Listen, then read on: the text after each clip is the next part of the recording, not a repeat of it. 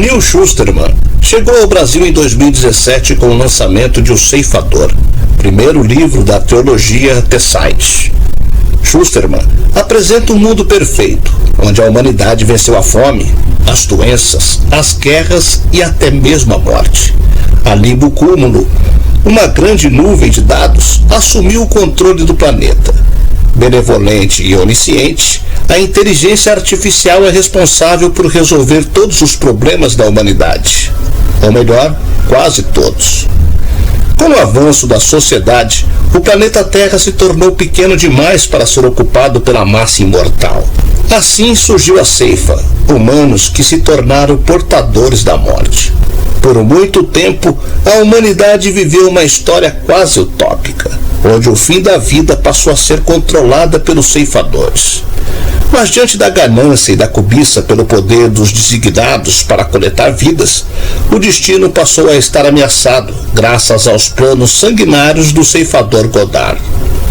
Com a ajuda da inteligência artificial, vivemos em uma sociedade perfeita.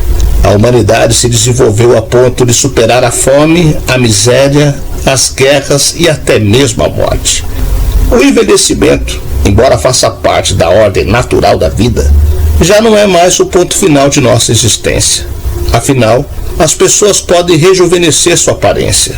Nos tornamos imortais. Conheça agora a trilogia O Ceifador, do autor Neil Shusterman. Eu sou o Sidney Góes e você está no Placebo. Vem comigo, que no caminho eu te explico.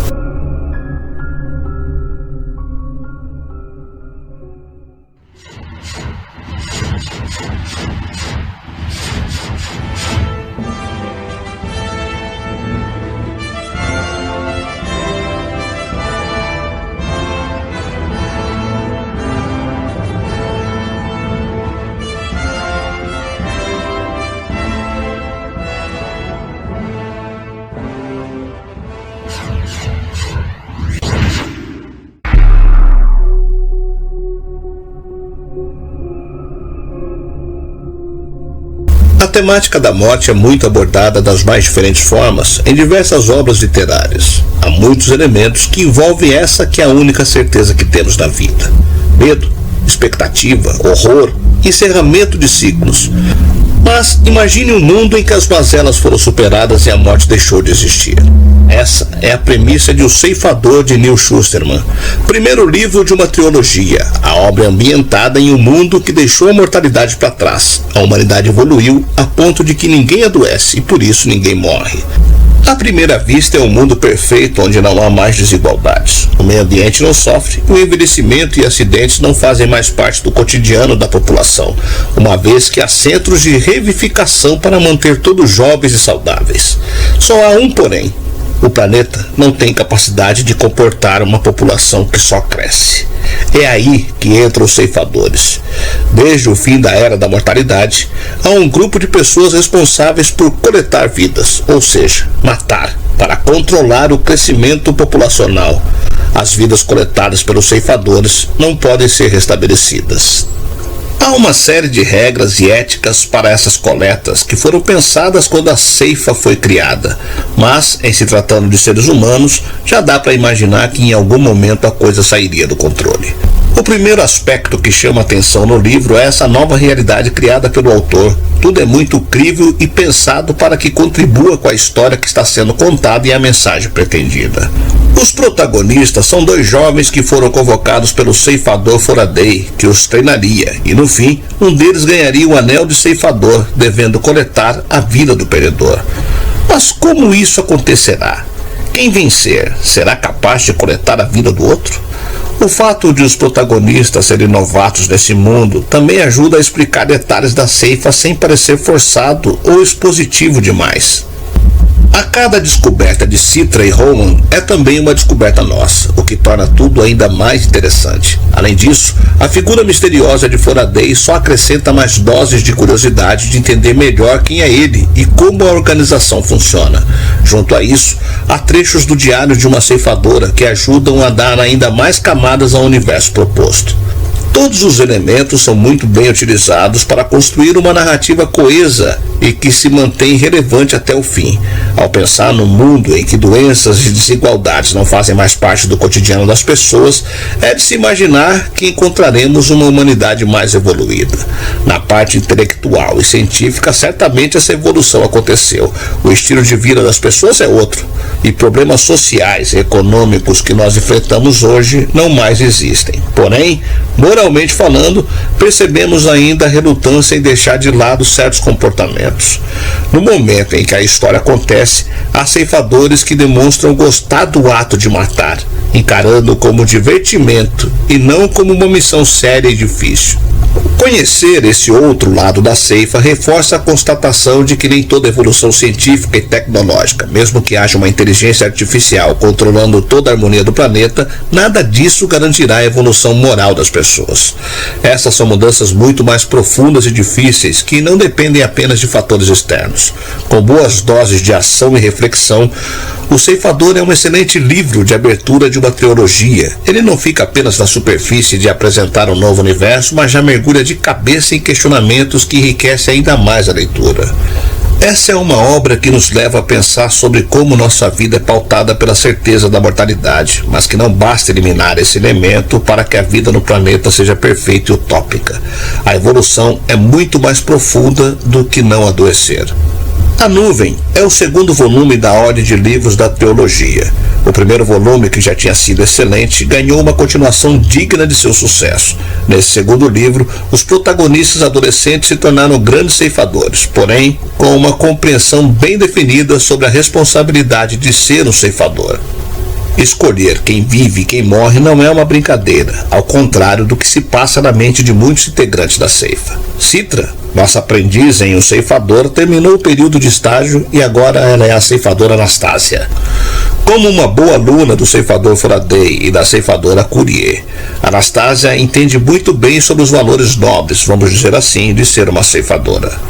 Roman, por sua vez, se tornou o ceifador justiceiro, porque ele passou por um período de aprendizagem severo e insível nas mãos de Godard. Isso quase lhe custou seu caráter. Roman agora tem como objetivo pessoal eliminar os integrantes que corrompem os valores nobres da ceifa, o que será um desafio muito grande, pois o número de ceifadores que compartilham do mesmo tipo de pensamento do Godard só cresce. Enquanto isso, o sentimento que o autor transmite durante todo o desenvolvimento da trilogia Sight é que o sentido da vida ficou deteriorado. Parece que a imortalidade acabou com o propósito da vida, tornando-a uma coisa fútil.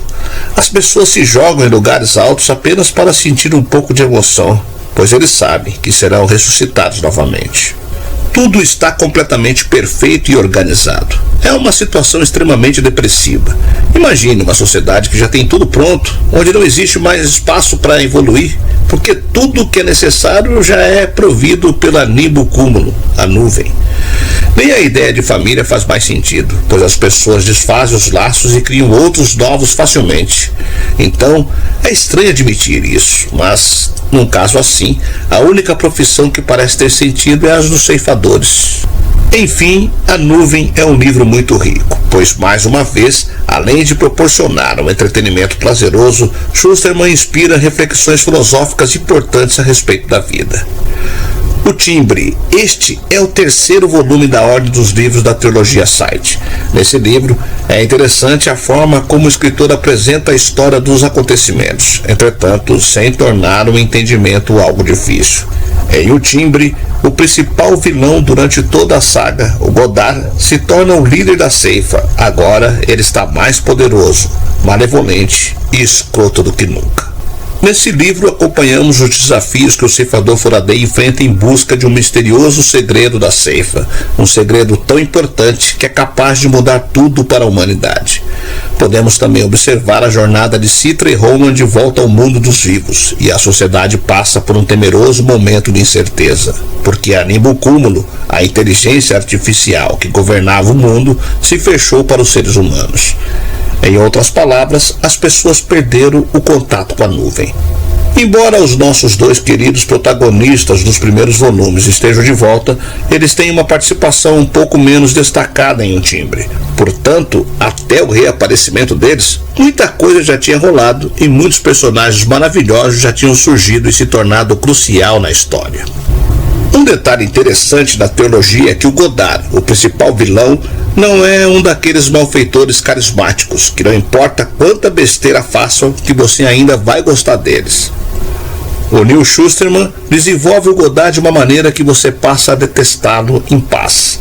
Agora no poder, toda a linha de pensamento do vilão torna-se ainda mais influente em meio aos ceifadores, e seus desejos estão próximos de serem atendidos.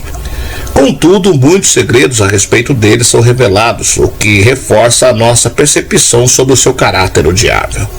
Com relação ao fim, a maioria dos leitores se deram por satisfeitos. Porém, alguns podem achar que a resolução é simples ou cruel demais, mas essa é uma questão subjetiva que deve ficar por sua conta.